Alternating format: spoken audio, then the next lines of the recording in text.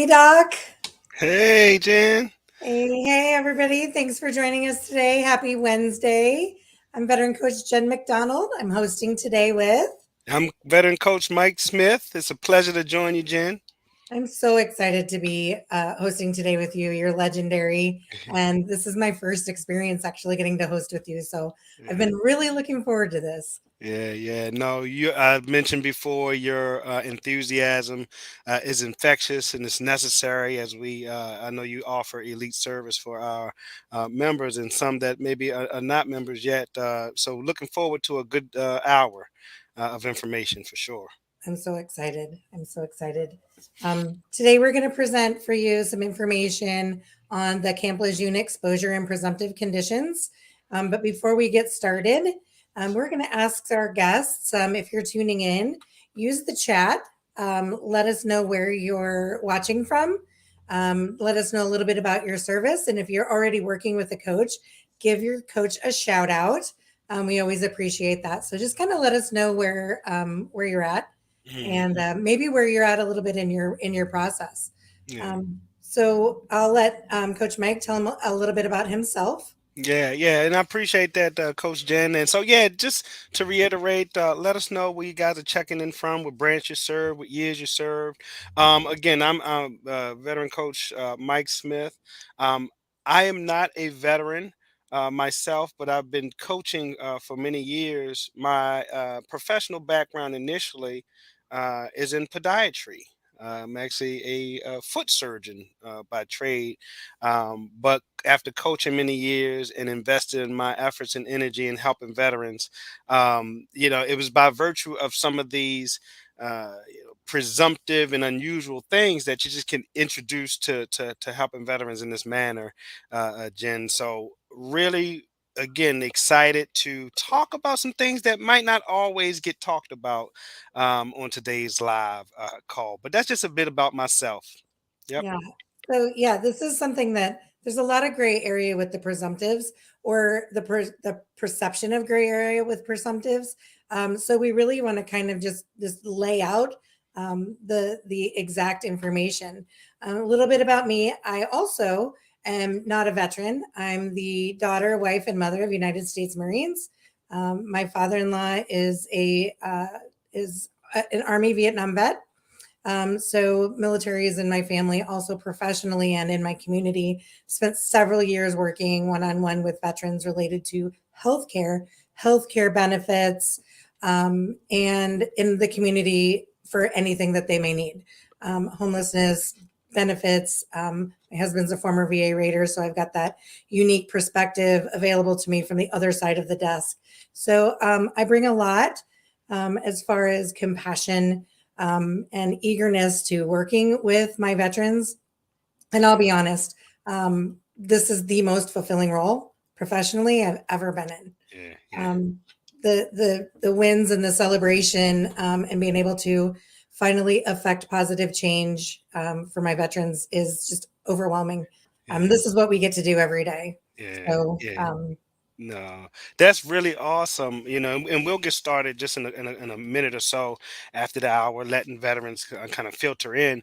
But Jen, I think that's so amazing. And sometimes it can almost sound like movie script like about like working in this capacity for veterans. But not unlike yourself, it is very fulfilling, and it never gets old, assisting. So we're definitely looking forward to helping some folks out. We got some people checking in from Baltimore, Louisiana. we've got Puerto Uh, Rico. yeah, some Navy. Went from 20. We got a 20 to 80 win yesterday on a decision yesterday. So some pretty good stuff there going in the chat. We got a shout out for Coach Eddie. Shout out for Coach Gil, Jaime, Coach Sandra. Um, these are veterans that are already working with us, already experiencing the progress and the guidance. So let's see, we've got a shout out for Ian. Hmm. Oh, thanks you guys for giving shout outs to your coach. This is really nice. That's awesome. Welcome to our Facebook Live today. Yeah. we're going to go ahead and get our disclaimer out of the way. We like to just give the first 5 minutes of the hour for our veterans to trickle in, make sure Yeah. that they're able to see and connect with Yeah. our video. Yeah, and you know, man, I'll go ahead and we'll just kick it off with a brief disclaimer, as Coach Jen mentioned, that just a bit about VACI's elite program. We are not accredited agents, VSOs, attorneys, or any other entity recognized by the Department of Veteran Affairs, the VA. We are not affiliated with the VA in any way. VA Claims Insider is an education based coaching consulting company for disabled veterans exploring eligibility for increased VA disability benefits and who wish to learn more about that process. VA Claims Insider also connects veterans with vetted independent medical professionals in our referral network for medical examinations and independent medical opinions for a wide range of disability conditions. Thank All you right. for getting that out of the way. So before we jump into our topic, obviously, just based on what the comments that are coming in, we've got a lot of veterans that are not already working with a veteran coach at VA Claims Insider. So let us tell you a little bit about our program and about our organization, about one-on-one coaching, what the benefit of having a coach is, and how we're going to guide you through the process. So our role is to provide you support and guidance as you're going through the VA claims process. So you come to us in the situation that you're in. Maybe you've never filed a claim before. Maybe you filed a claim, but you've had denial or multiple denials. Or maybe you've done a great job and you've achieved a pretty good rating, but you feel like there may be more potential for you. And you want us to help you with establishing the final potential. So that's what we do. We're going to help you to identify what your potential is, and it's really important to be open to perspective and strategy. You may be coming to have a conversation with a coach with your mind dead set on, I need to have this service connected. Maybe a viable pathway, but maybe we can help you with additional pathways that may be more likely to be successful or even higher value. So we're going to start out with a strategy session. And if you're, again, not already service or connected with a coach, you can do a free discovery call with one of our representatives, kind of talk about where you're starting, and they're going to let you know, yep, this is the program for you. Definitely need to connect you with a coach, or I don't know that this might be the program for you. We're not going to force everybody into our program, and it's not always appropriate for every veteran. But that's a little bit kind of about how a strategy session is going to go for veterans that are not already connected with us. Mike? Yeah, yeah, no, absolutely. You know, like you mentioned, the strategy session, looking at a path of least resistance, what makes the most sense, you know, based on what you have to offer. We like to empower the veterans that they have to do it. They provide the information. It's the most important part to them, you know, figuring it out. But along the way, you do get, you know, the guidance that's necessary from that education and coaching perspective. Again, and sometimes it's just a matter of understanding symptoms, understanding things that you may have lived and experienced that you just didn't know could have some sort of disability rating. And especially with our topic today, it's actually a perfect Yeah. example. Yes. Yeah, Yes. yeah, So as veteran coaches, finding out, again, our role is to empower you, to guide you through resources, education, um, understanding the rating criteria. Here's the condition that you're dealing with. How does the hmm VA rate on that? What's relevant? Um, hmm and then we're always going to promote, always recommend supporting your claims with medical evidence. So strategy, education, and medical evidence. That's our whole program. Okay. absolutely, SEM method, absolutely. strategy, education, and medical evidence. So we're going to encourage you, empower you, and guide and support you through the entire Yeah, process, yeah, through claim submission, through claim decision, and then where do we go from there? yeah. Um, And you'll get those. You talk a bit about claim submission, CMP prep, compensation and pension exam prep, a very staple thing of what we do to help through that process. The access to all of the live classes via Zoom through VACI One, not unlike what we got going on, up to 3 times a day.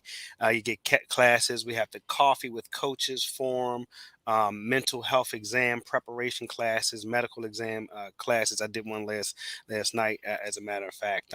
And so, yet again, like Coach Jen mentioned, if there's any need, I think that you can get a discovery call if you want to learn more. If you aren't already connected with the coach, get that free discovery and kind of talk it over, and again, see if we're a good fit or not. And I think that's fair. Yep. Yep. So we've kind of covered what our program entails. Okay. And again, through strategy development all the way through your CMP and your decision, and where do we go from there? So again, our role is to empower you. Sign up for a discovery call. You're going to find out whether or not we're the right fit for you or not very, very quickly. So let's talk about what is a presumptive disability. That's why we're here. That's the information we're here to share with you. We're going to open up and take questions in a little bit also. Some questions may or may not be on topic, and that's fine. We want to answer as much as we can. But our primary purpose here is to share some information about presumptive disabilities, and more specifically, toxic exposure based on a certain amount of time that may have been spent at Camp Lejeune. So Mike, do you want to kind of clarify for us what exactly is a presumptive condition? Yeah. So we'll go over just a bit, because it's one of those things when we talk a bit about things that can get you connected or the way that they go. Oftentimes, we'll start a conversation about seen and treated for a condition on active duty or during active duty.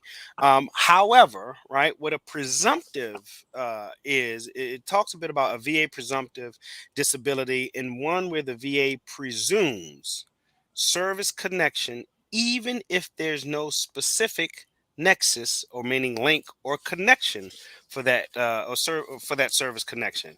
And so, the idea is just as an example, the presumptive disability might work like this: if you served at a specific location X, right, during a qualifying period, a specific time period, whatever they deem, in that category, and developed condition Y, a certain diagnosis or condition as a result, right, of that exposure or that service location and time.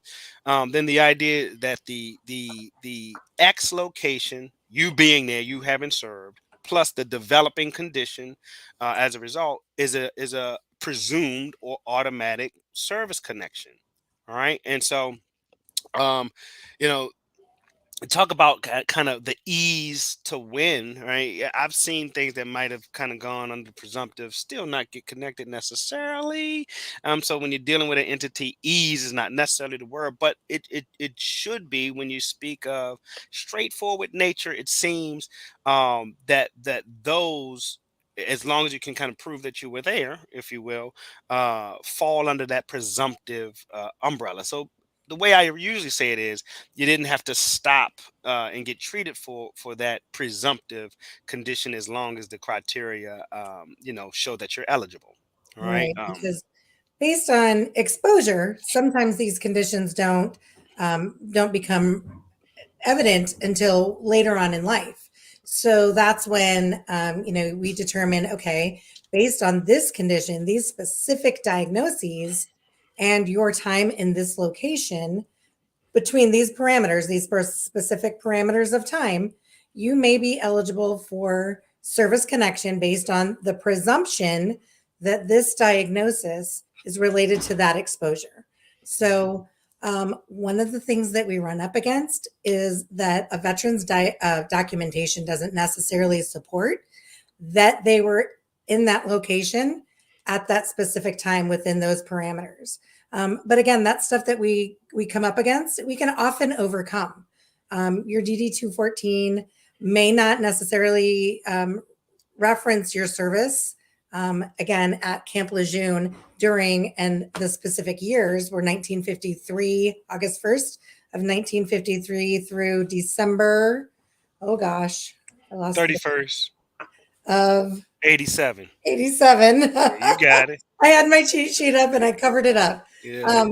So between those years, specifically related to Camp Lejeune, the 8 specific diagnoses, the 8 conditions that are currently being considered as presumptive of your time on Camp Lejeune related to toxic exposure are adult leukemia, aplastic anemia, bladder cancer, kidney cancer, liver cancer, multiple myeloma, non-Hodgkin's lymphoma. So those again are the specific conditions. But if you've served at Camp Lejeune and have developed any chronic health condition, it's important to speak to your medical provider whether or not you've been about whether or not you've been exposed to toxic chemicals while stationed at Camp Lejeune. You may be eligible for benefits and compensation from the VA if it's determined that your illness was caused by exposure and contaminants at Camp Lejeune. So again, those 8 conditions are the listed. Absolutely, green means go. These are presumptives.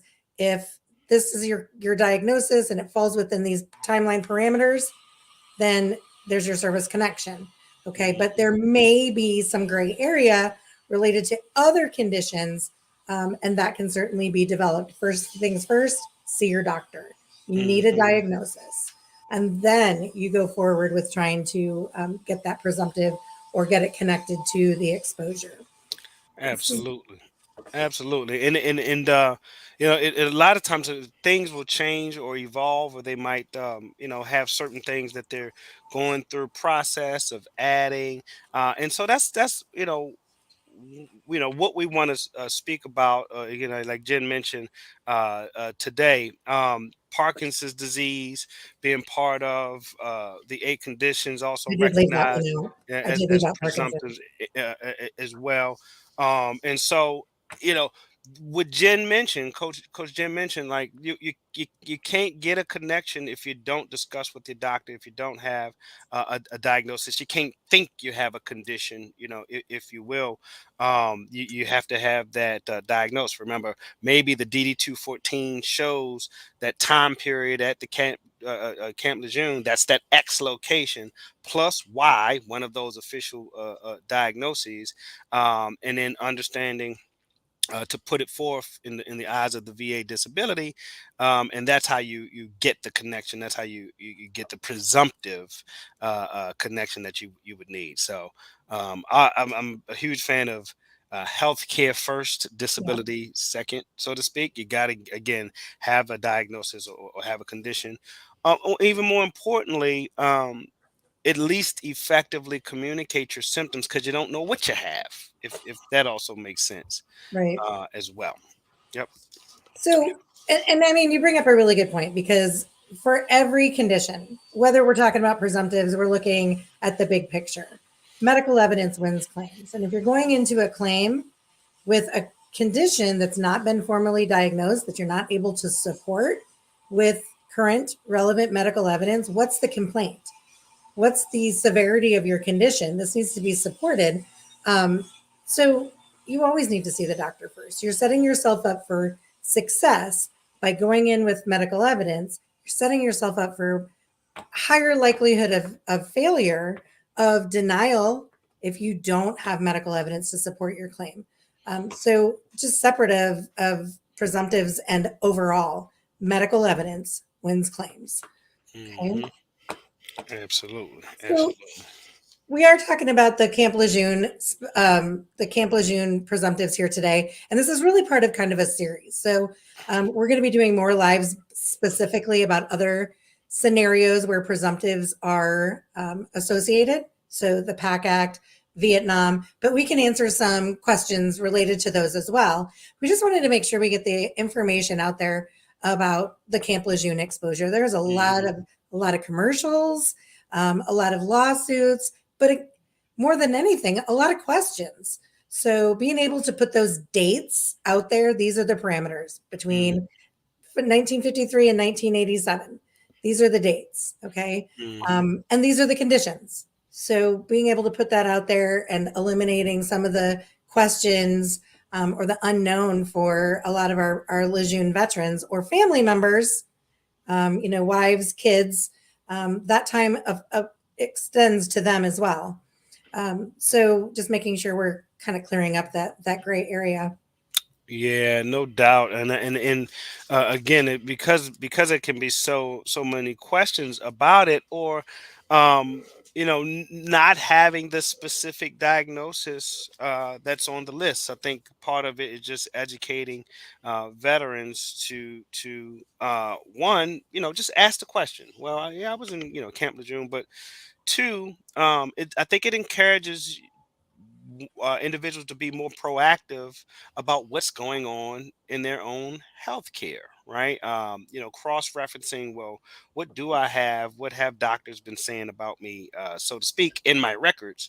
And not just feeling like life is life, where you might not deserve it. Right, having a sense when you talk about the conditions, aplastic anemias and leukemias, and the cancers associated with that, that water contamination and those disabilities, how they came about.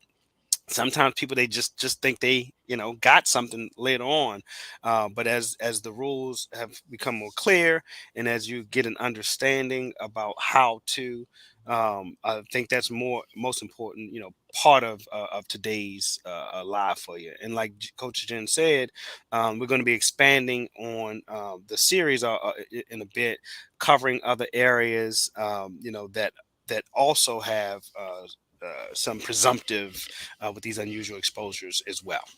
So, with that being said, Dennis Sitter has thrown a question in about the presumptive conditions associated with Agent Orange. And this is a pretty long list. I recommend if you can go to vaclaimsinsider.com and type in Vietnam presumptives, and it'll take you to not only Vietnam, but the other conditions that are, or the other locations that are considered within the Agent Orange exposure area. But I'm going to go down the list. It's, again, a pretty long list. I'm going to read and pronounce as best I can the Agent Orange presumptive conditions. They're looking at chloracne or similar acneiform diseases, type 2 diabetes, Hodgkin's disease, ischemic heart disease, chronic B-cell leukemias, multiple myeloma, non-Hodgkin's lymphoma, Parkinson's disease, peripheral neuropathies, porphyria cutanea tarda, check me out, It's pretty good. prostate cancer, lung cancer, bronchial cancer, larynx cancer, trachea cancer, adult fibrosarcoma, sarcoma, dermatofibrosarcoma protuberans, Yep. malignant fibrous histiocytoma, liposarcoma, sarcoma, leiomyosarcoma, Yep. that one's going to get me, sarcoma, epithelioid Leiomyoblastoma. rhabdomyosarcoma, ectomysian chymoma, Yeah. angiosarcoma, proliferating Endotheliomatosis. malignant glomus tumor, malignant hemangioparasitoma, synovial sarcoma, malignant giant cell tumor of the tendon sheath, malignant schwannoma, malignant mesenchyma, malignant granular cell tumor, alveolar soft part sarcoma, epithelioid sarcoma, clear cell sarcoma of tendons, extraskeletal Ewing sarcoma, congenital and infantile fibrosarcoma, malignant ganglioneuroma, bladder cancer, hypothyroidism, Parkinsonism, high blood pressure, and monoclonal gammopathy of undetermined significance. So Yeah. I'm almost sorry that I took off on that. I killed a No. lot of time, and I'm sorry about that. But again, Agent Orange is known to have kind of fingered in with a lot of cancers, as you can see by the list. heart disease, the Parkinsonisms, the Parkinsonism. So a lot of symptomology that's not necessarily a formal diagnosis for Parkinson's, but Right. kind of kind of took off No, on a no, tangent with that. I think it's necessary. I mean, we started with the Camp Lejeune, but true thing is the uncommons, right? And that question that somebody had out there is a similar one. I think somebody asked about like asbestos exposure. So there's Mhm. definitely something we could we'll continue to throw in it. I think it's important. I think even just from a coaching standpoint, sometimes you haven't committed histoplasmosis right to memory, right? If we're being honest. And so like the strategy component, that's what we say. What do you have, right? What do you have? What does an individual have? And I think it's really important to throw it out there, even through the tongue twisters, right? Yeah, Just knowing it all, because somebody may have recognized something that might yeah, appear in their list. exactly. No doubt about it, right? It's almost one of those, if kind of things. And we're going to put I'll make sure we put the presumptive list. I'll throw it out in the chat For as sure. well. But yeah, I thought you did great. I thought you did great. So let's see. Ivan had a question about toxic fumes, and I know this is something that's ongoing. So, can fumes coming out from an aircraft be considered toxic, hazardous, and part of presumptive conditions? So, this is something that has been up for discussion. Toxic fumes, fire foam, JP8 and JP4, the jet fuels. So, there are a lot of things that there's ongoing conversations trying to determine what is the level of exposure, what are the common conditions that are developing related to these exposures, and then how do we connect them. So I think there's just a lot currently of gray area, but as long as you have a diagnosis and you believe that there's a link, you're encouraged to develop that. Get your diagnosis, get with your provider, get with telemedica, see if there is scientifically a link, based on case studies, and work on it. Don't just if there's a possibility that there's links that are beyond the presumptive. Hmm. We're talking about the presumptives, because again, there's so much gray area, and the VA, they want to do right by the veterans. Believe it or not, I choose to believe that the VA wants to do right by the veterans. Nobody chooses to work with veterans, um, to not be able to enable and promote positivity, with the outcomes. So Hmm. I don't believe that the VA's bad guys, and I don't believe that they're trying to deny.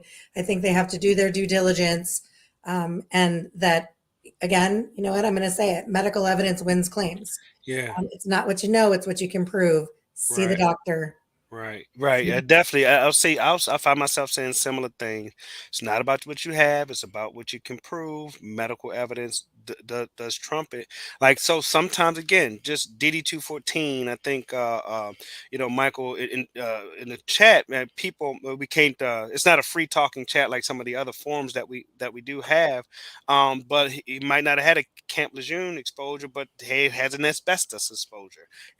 For example. Um, and so again, the evidence. What do you have? Current conditions.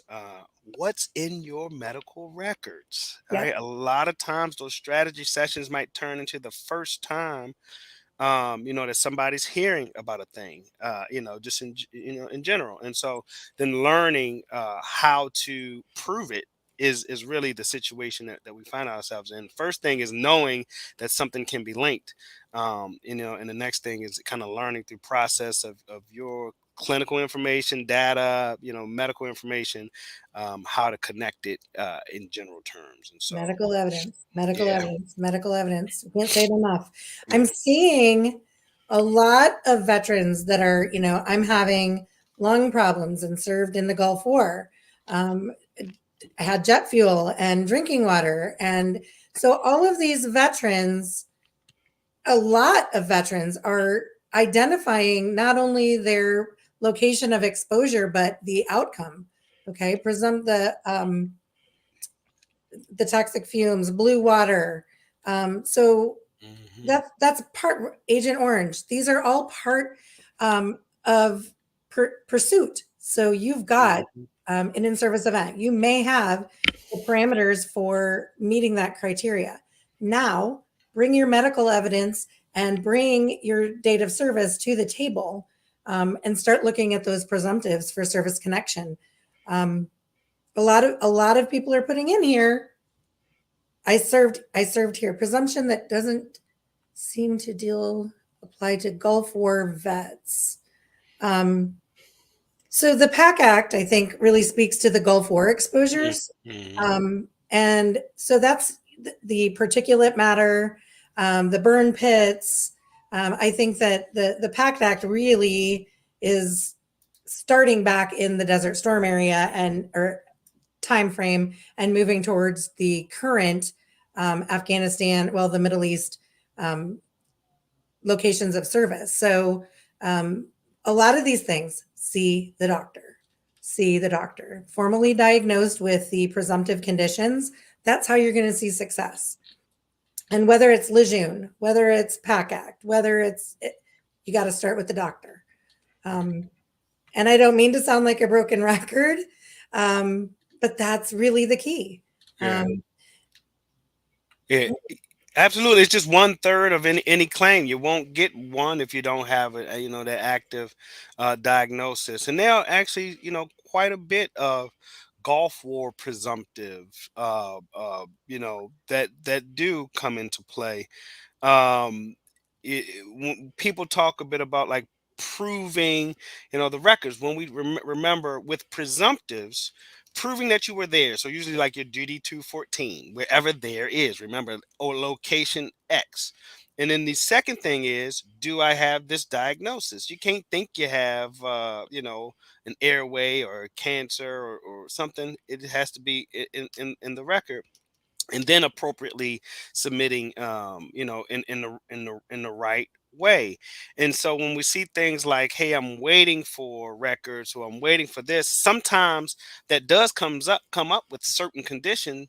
But sometimes with the presumptives, just having your DD214 and having that active condition, maybe if you get with a coach and strategize, if that's where you are in the process, um, you can try things without thinking you have this big stack or volume of records that's just not in your current possession, right? So again, even with a slim or void or absence of certain records, you think that you're waiting on, certain claims can still be looked at and may be of benefit to start or to go through the process, knowing and identifying, as long as you were in a place with presumptive conditions or of an exposure, whether it be radiation, asbestos, Camp Lejeune, right, burn pits. yep, And even though we're kind of focusing on some of these that we're doing with Coach Jen and I today, again, just expect the further series to continue to roll out further lives to get the other information covered, if that won't be covered in our question and answer before we wrap up. But it might not be this great volume or need for records that the process seems to kind of put on veterans, that invisible weight of, I don't have my records there, right? So it's always worth a strategy thought or coaching or some questions about a condition. But go to the doctors is a standard yep, thing. And we say go to the doctors, I'm sorry, Jim, but we say go to the doctors, and I keep saying, or I'll reiterate, communicate, effective communicate. Because when we say get your butt to the doctors or go to the doctors, that does seem like, hey, taking a day off or time off if you're not retired, traveling down or up wherever that is, and then sitting in a waiting room, and then that kind of thing. But what I reference a lot is, even if you're communicating, for example, communicate your symptoms with your doctors. Doesn't look like take a visit off for me necessarily. It might look like, hey, my doctor has a portal. You see the figures. I love it. Yes. Send a message from home. Okay, send a message from your couch or your phone or wherever you are that speaks to. But like using those kinds of tools, VA secure message. Some private doctors have these portals, allows you to kind of get the symptoms out, to express and just explain yourself, and you don't have to rely on days or weeks in between, and then having the person kind of hear you. So it always helps with some of these, especially some of these conditions that have some subjective or kind of gray area symptoms to them. Okay. Just to make sure you're complaining effectively. Yeah. And I'm watching Michael making a lot of comments about not being able to obtain his records. VSOs can't get his records.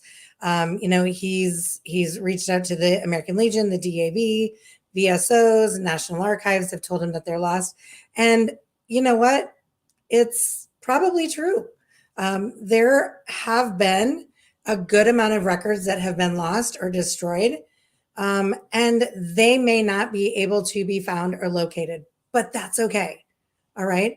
Listen, if you can't develop a claim based on missing records, don't spin your wheels. Don't spin your wheels. Develop what you can. Okay. Develop what you can, what you can get service connected. Develop your secondaries from there. Don't spin your wheels and don't put yourself in park waiting for records. Work on your current health conditions. Look at your DD 214, your time, place of service, your MOS. Get with a coach and develop what's the potential. What's the potential here? Maybe we don't have records to go all the way back from 2023 to 1994 to service connect your knee.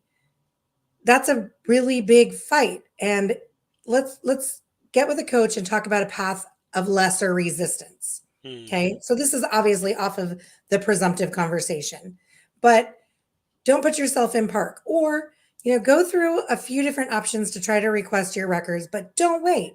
Get to work on something. Kick Mhm. in a gateway condition. Work on a low value claim that can gateway you to a higher value claim. Perspective and strategy is so important to being successful. Mhm. Don't tunnel vision on it has to be my knee. Let's talk about other options. Let's talk about how to get you on the board and get you successful. Mhm. So that's always another way. Okay. Um, so don't give up on finding your records, but don't sit in park waiting for your records to show up before you take action. That's a very, very good point, and try not to let the process frustrate you to a halt. Just like you mentioned, oftentimes veterans might be looking at a back or a knee that they know that bother them. Maybe they didn't go see anybody then, but missing out on the presumptive part. Remember, in location X, have condition Y, X plus Y equals the presumptive connection, right? And so a big part. Continue to pound the word education, because learning about your condition is the point, right? Learning then how to prove it, so to speak, is the other part of the point. And so just like Jen said, just encouraging that education, encouraging that learning, uh, tool, and being a proactive part of your process, right? Of your own personal process. Okay. Somebody, even George Temple had mentioned in the chat about meeting service guidelines for presumptive conditions, and having a piece of medical evidence finally resurface in his medical records after being denied since 2005.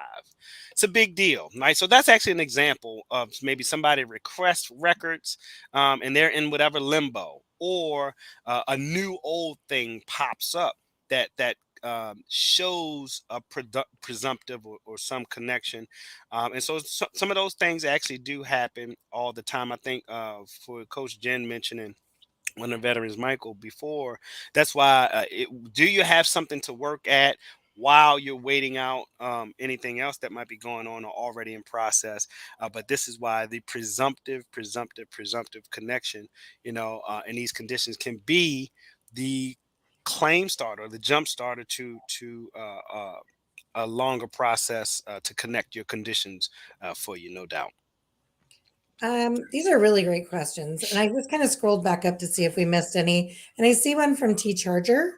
I have a diagnosis for a presumptive condition, but I don't have access to the original diagnosis due to how many years ago it was. I do have a current prescription for this diagnosis. Will this work? You know what? If you have a diagnosed condition that is on the presumptive list and you meet the criteria, run it all the way up. Run it all the way up. Go see your doctor. Get your records updated to show that this is a current diagnosis. You're currently participating in a treatment plan, i.e., your prescription, and then run it up. Again, diagnosis, location within those date parameters. There's your service connection. And really, when you have X and Y, you have service connection. It's really that easy. So the rating comes from the severity. Okay. So there's two parts to developing a claim. You want to develop the service connection. You want to meet all three sides of the Kaluza triangle: in-service event, current diagnosis or current complaint, and then the link between the two. With presumptives, the link is the word presumptive. But you want to make sure that you are developing all the sides of the triangle. And it's a lot easier to develop all three of those when the VA gives you one.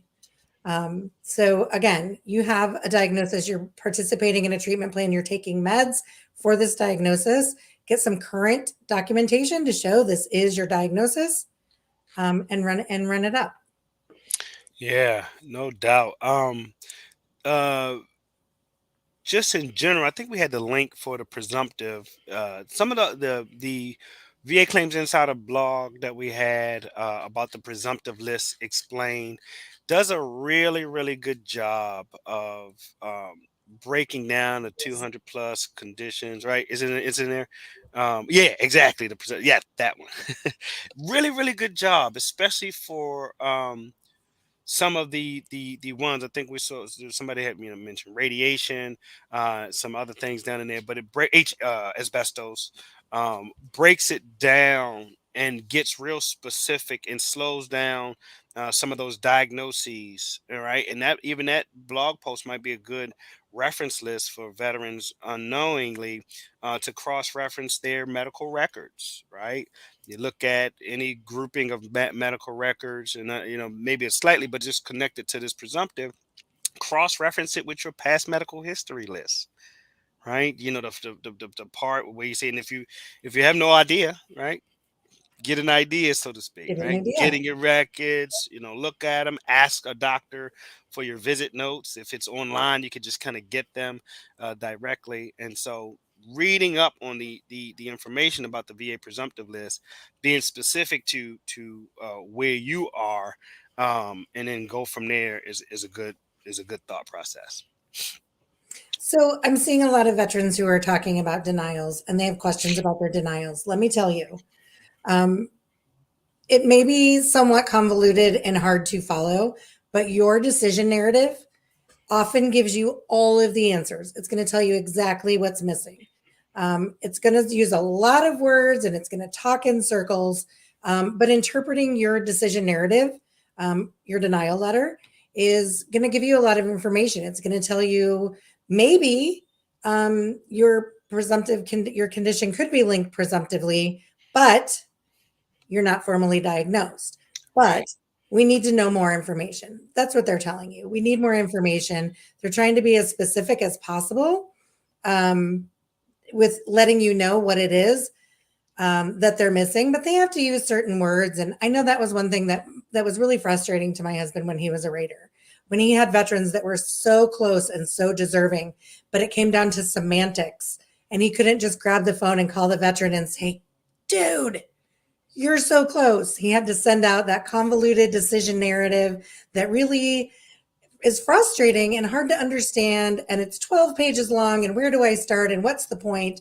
But really, if you sit down and you decipher, take apart, or get with your coach, we read these things all day, every day. We know what the keywords are. We know how to help you to decipher that and see exactly what they're asking for. But go back to your decision narrative, review your decision narrative. They're telling you, in most cases, exactly what's missing. And it may be everything. It may be everything. I can't see that there is an in-service event. I don't have the documentation to show me that you actually served in this location. But don't give up. Um, get creative. Get with a coach and look at some different options to be able to prove that you served in this location. If you can't find your DD 214, go to va.gov, search up your service verification letter. Okay, that's going to tell you the periods of service that you're eligible for federal benefits. Okay, there are other resources. Don't get stuck on, again, your service treatment records or your personnel file or your DD 214. There are other ways to support your time in the military, to support your potential exposure, to support a potential injury. Okay, so always be open to perspective and strategy when you're working with the VA on claims, especially if you're getting denials. But let the VA tell you, let them show you their hand a little bit. It's going to guide you down the right direction. And I'm with you. Trying to interpret a decision narrative. I speak one language. I read one language. VA is not that language. I'm getting better with it. I'm getting better with it. I know what I'm looking for when I look at a decision narrative, and with a little bit of guidance, you can be able to interpret what you're seeing in those letters as well. Yeah, no, that's an excellent point, especially with a lot of some of the denial questions that have come up. Just in general, that letter can be daunting. Jen, I tell this it's not a joke, it's the truth. But like the detailed decision letter, right? That's the name.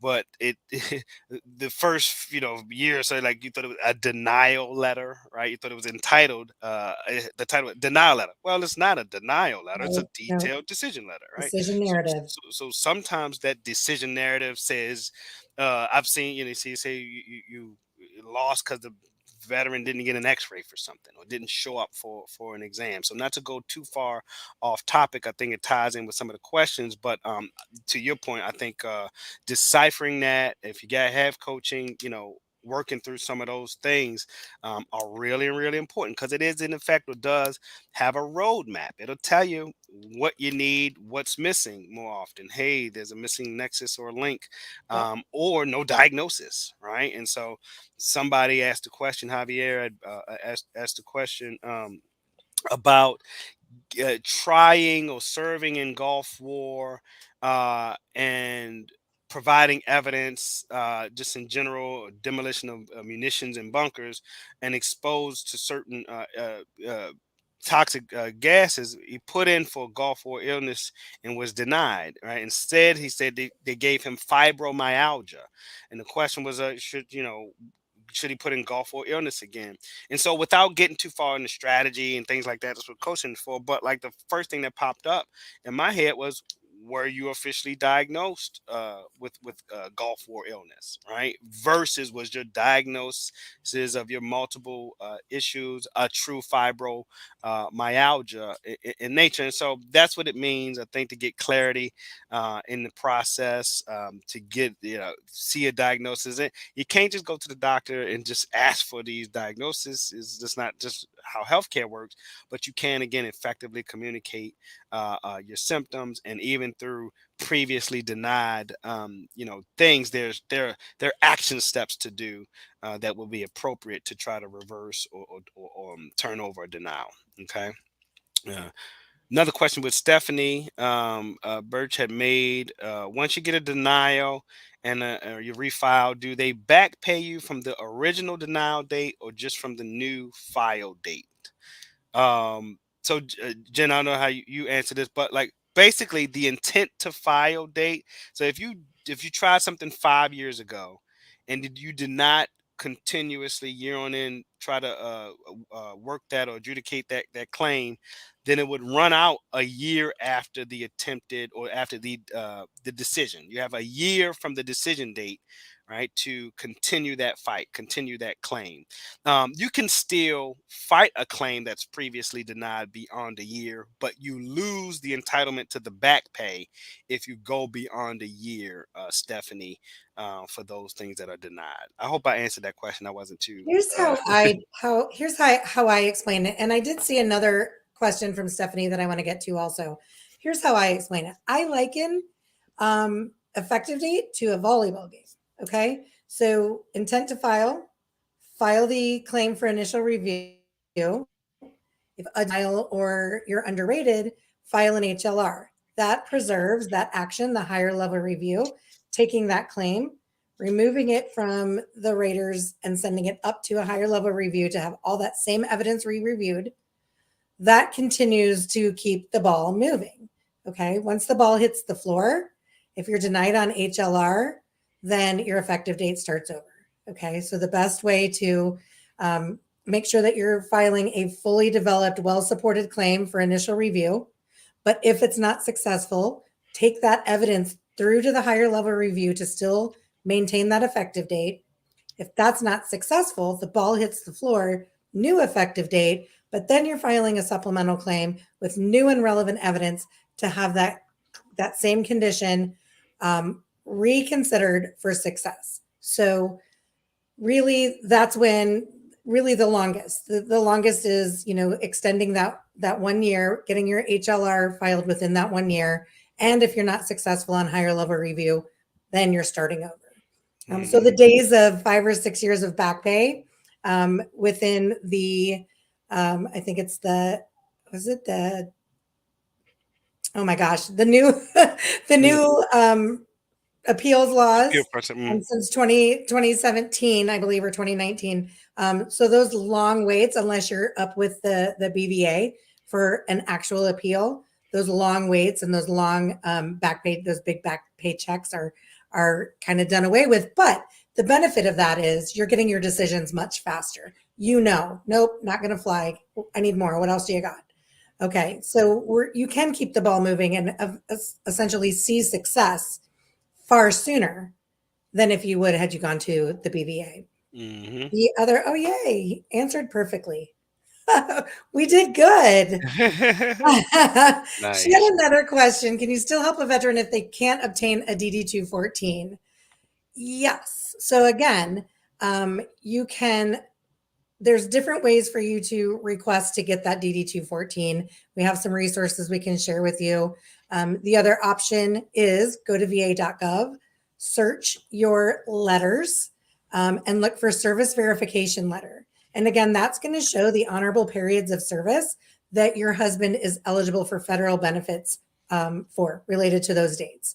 So it's kind of a workaround. We still want to see the DD-214. It's going to tell us tons more than that service verification letter, but at least you have the dates of eligibility, and that's really important.